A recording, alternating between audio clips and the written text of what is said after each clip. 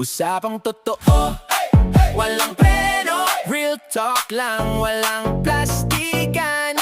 Walang filter, diretsong totoo. Wonder Vlogcaster. Magandang araw mga ka-Wonder, welcome back sa ating YouTube channel, Wonder Vlogcaster po.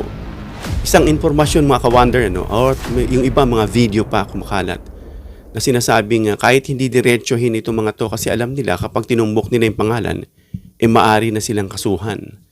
Pero you can read between the lines about who this person they're talking about. Kung babasahin yung mga ka-Wonder, wala silang ibang tinutukoy dito kundi si PBBM.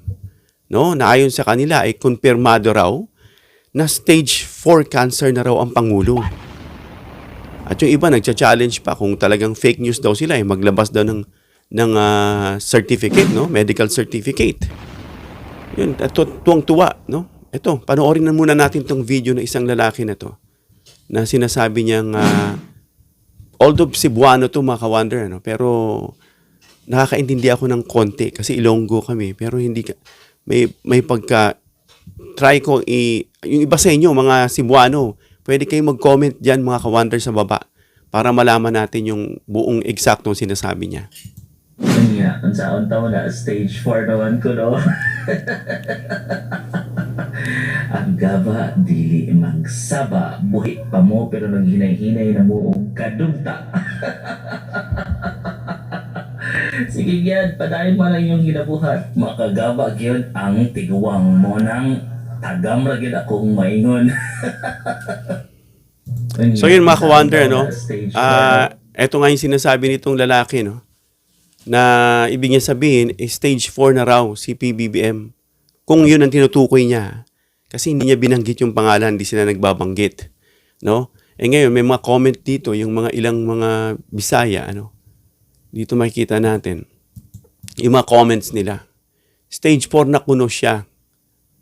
Magaba gyud ang tiguang ay tagam ragyud ako maingon. Di ko maintindihan niya, pero parang ang sinasabi niya dyan, stage 4 na raw yung matanda. Kung tinutukoy nila rito si PBBM, malamang siya nga. Nakakagaba, ibig sabihin, yung may kapangyarihan daw si Duterte na mag-iwan ng parusa, kumbaga parang sumpa, no? Doon sa mga umaano sa kanya, nag-o-oppress sa kanya. Yan dahil matagal na raw niyang sinasabi. Ngayon, tingnan natin yung mga, rito, no? Mga comment section. Sabi, wala pang final stage para makapag-final countdown na din kami. Gusto nila matigok na talaga agad. No? Kung maintindihan yung iba. Si BBM stage 4 na. Mau ba imong pasabot? Ibig sabihin, siya ba yung tinutukoy mo? Tingnan natin yung reply nitong mga tao. Mau gihatag kayintasan niya. Patrido. Sorry, hindi ko maintindihan yan, ano? Oo, yes daw. Ayan, no? Sagot niya rito kay Minosa Geraldine na nagtanong. Ayan, si Minosa Geraldine yung nagtanong. So, sabi niya, yes, stage 4 colon cancer daw si PBBM. So, kumpirmado, yan ang pinag-uusapan nila mga ka-Wonder. No? At kapag nangyari yan, sisikapin kong makapaghanda na kahit pansit, sabi nila. Itong mga taong ito ay talagang polluted na, evil na yung utak. By the way, kasi may mga kapwa rin naman tayo mga content creator na pinagpipiestahan yung fate ng isang tao, no? Bagamat deserve niya yun dahil sa ginawa niya, dahil people are really crying for justice, hindi niya binigyan ng due process, at kung ano-ano pang mga anomalya na ipinapatong sa kanya, na kitang-kita naman ng tao, no? Kahit na hindi mo ikumpirma. Gaya niyang pakikipag-involve niya rito kay Sammy Uy, Michael Yang, yung mga magnetic lifter na yan, at yung pagtanggi niya rito nang nakita yung magnetic lifter na dapat kanyang ipang-imbestigahan. Sabi niya parang haka-haka lang, parang ganun. Ano? At kung ano-ano pang mga kinasasangkutan niya. No? Yung Farmally, yung Pogo, at ang dami mga ka-Wonder. Kaya yung iba na galit sa kanya imbis na maggalit, mas stress sa paggalit sa kanya, natutuwa na lang. Kaya syempre ganito, bumabawi rin itong mga didilis na to, no? So ano sabi? sino stage 4 ba? O, tingnan natin ulit yung sagot niya. Sabi rito, si Bangag, good. Si PBBM ang tinutukoy niyan. O baka raw si Boying, yung sinasabi niya. Pero alam ko, tinutukoy dito si PBBM kasi may nabasa ako, napapalit na. Ayan na, ito na yung sinasabi ko. Marisi Bangag, si BBM daw. Maunta Rip, yung Rip mamatay, ano?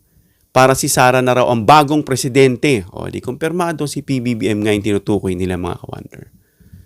So yan, alam na natin na ito, last na lang. Maupasan sila, ma-impeach si Sara daw dahil pinapa-impeach si Sara para maging vice daw si Soto.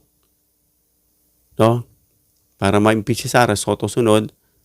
Pagpatay na raw si BBM, si Soto ang susunod na presidente pag ma-impeach si Sara. Parang gano'n ang ibig niya sabihin. Ngayon, mga ka-wonder, close na natin to. Ngayon, mga ka-wonder, no? Ano ba yung parusang pwedeng ibigay dito sa mga ito? No, nagkakalat ng lagim. No?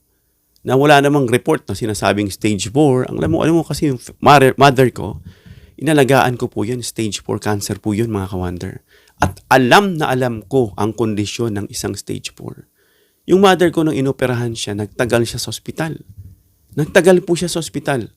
At hinang-hina siya, kailangan kasi yung sugat nun hindi mo pa pwedeng tumayo. Dahil fresh pa yung sugat sa labas, lalong-lalo na sa loob. Kaya tumagal siya ng ilang linggo. Si PBBM pagkatapos ng treatment, bumangon na kinabukasan or 2. Kaya imposibleng sinasabi nito na stage 4 na raw. No? Kasi pag yan, stage 4, una niyan, ooperahan. Pagkatapos yan, biopsy, manalaman ng colon cancer, stage 3 or stage 4. Pag nalaman na stage 4, and then aagad yan ng treatment ng plano nilang invasive surgery. Pagkatapos operahan yan, mga ka-wonder, kasi puputulin yung bituka niyan kung saan yung affected nung cancer. Puputulin yan, yung sa mother ko, umabot ng 8 inches Ang haba So yung dulo no na walang cancer at yung dulo ng wala, ipagdudugtong yan. Pagdugtong yan, syempre tatahiin yan. At isasarado yung sugat. Ngayon, yung hilom sa loob, depende pa sa hilom sa labas. Ibig sabihin, yung hilom sa labas at yung hilom sa loob magkaiba kasi mas matagal yung sa loob. No, dahil lagi nababasa yan, dahil hindi yan na-expose sa direct talagang natural heat na galing sa labas. At saka yung natural course of healing sa labas ay iba kaysa sa loob. So, yun yung tinutukoy dyan na imposible, mga ka-wonder. Ngayon, ano yung pwedeng ipakaso rito sa mga ito? Of course, yung cyber libel. Most likely, yan ang talagang gagamitin sa kanila. Ito yung Cybercrime Prevention Act 2012. Kapag nagkakalat ka ng isang false at damages or damaging sa reputation ng tao, ikaw ay maaring parusahan ng libel online. Ang penalty niyan, mga ka-wonder, is up to 8 years. Higher, than traditional libel. Yung traditional libel, yung hindi ka gumamit ng internet, ng online, At pwede ka ring magbayad danyos dun sa taong siniraan mo. Ang dami nitong mga to. No? So, revised penal code, libel, yan yung sinasabi dyan. Bukod sa cyber, may libel pa. At yung other possible issues, mga ka-wonder, na kagaya niyan. Magkukos ito ng public panic or disorder kasi sila dyan, mag-worry sila Yung Pangulo, mag-worry yung mga supporter, yung mga kahit hindi supporter. Kahit yung mga nasa neutral, mag-worry yan. And then, papalit nila itong si Sara. Siyempre, ayaw nila yan. Mas lalong mag-worry yung mga tao. No? Kasi ayaw nilang ipalit si Sara Duterte, kaya yung worry nila to the next level na. So, ayaw nila yan. At yung hindi lang yan, pati yung mga malis, kahit na sabihin mong fact yan o hindi, yung malis behind, doon iimbestigahan din yan.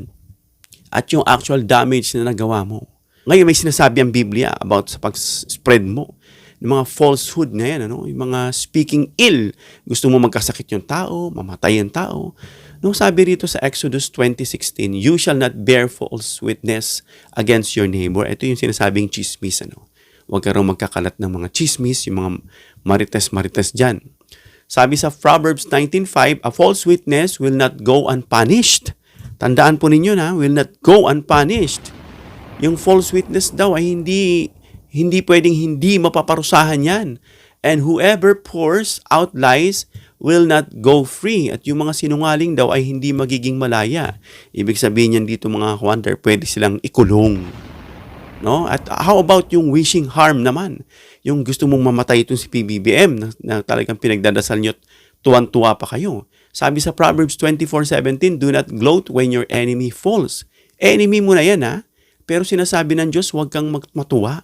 Huwag kang mag-rejoice. When they stumble, kung sila ay natisod, o ito'y figure of speech, it means only na pahamak. No? O nagkaroon sila they are now in a state of suffering. Do not let your heart rejoice. Huwag kang magre-rejoice. Huwag kang matutuwa. Yan ay sinasabi ng Biblia.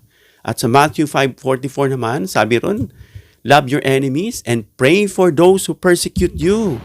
Imbis na awayin mo sila, mahalin mo sila. Bakit? Meron ito kasing principle behind. If you love your enemy, then God delights in you. No? His favor is upon you. And sabi rito, pray for those who persecute you. Why? Pray for them instead of cursing them, because if they did something ill or offensive or harm against you, then the Lord will do the vengeance for you. No? Kaya huwag kayong maghihiganti. No? Ganun din sa mga speech, sa pananalita, gaya ng sinasabi nito mga to. Ephesians 4:29, do not let any unwholesome talk come out of your mouth, but only what is helpful. Kaya huwag kayong magkakalat ng chismis na sinasabi niyong may stage 4. Hindi yan nakakatulong.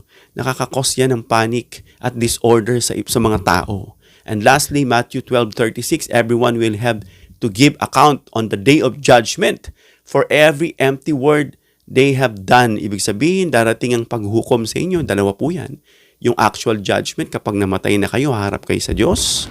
At yung judgment dito sa lupa na parusa agad sa inyo for those empty, nonsense, futile, void words na inyo pong ikinakalat at sinasabi sa inyong kapwa.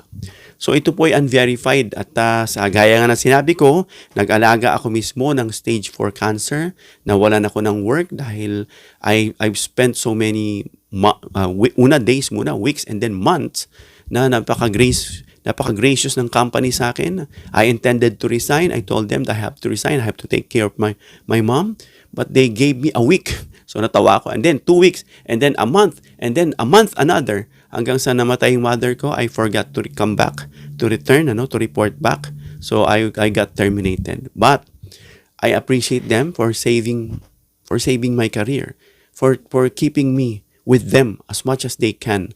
But it's my fault kasi nakalimutan ko na eh. Dahil that time nasa critical stage na, lahat nag-worry na, and then nung nilibing na, inayos pa yung libing niya, yung kanyang yung program na gagawin ko, nawala na sa isip ko. So in other words, mga ka-wonder, huwag tayong mag-wish ill at ito'y hindi kumpirmado at ako'y hindi naniniwala dito. Dahil then again, pag ikaw ay inoperahan sa stage 4, it will take weeks to recover at hindi ka pwedeng magagagalaw dahil yung sugat mo ay fresh pa. At then it will be follow up by chemotherapy. Kapag nag-chemotherapy, alam mo na, nalalagas yung buhok, nangingitim yung kamay, namamayat, nangingitim yung muka. Kasi bakit itong gamot para itong broken arrow, tamaan niya. Kahit good cell at bad cell, tinatamaan niya. Kaya nalalagas yung buhok, nagbabago, nagde-deteriorate. So yan lang po mga ka-wonder. Huwag mag-wish ill kayong mga masasama. At yung mga didilis dyan, tigilan nyo yan kasi babalik sa inyo. Yan pong sinasabi ng Biblia. Hindi yung tao ang nakakasumpa. Hindi, kundi yung ginagawa nyo na galit ng Diyos ang ibabalik sa inyo. Hanggang dito lang tayo mga ka-wonder. Comment down below your opinion para mabasa at mareaksyonan. Please give me a thumbs up if you like this video para ma-share ni YouTube sa iba pang viewers. Please share this video para malaman nila na ikinakalat nila na stage 4 na raw si PBBM. Don't forget to subscribe, hit the notification bell icon and choose all bilang suporta sa aming mga content creators. Hanggang sa muli mga ka-wonder. God bless.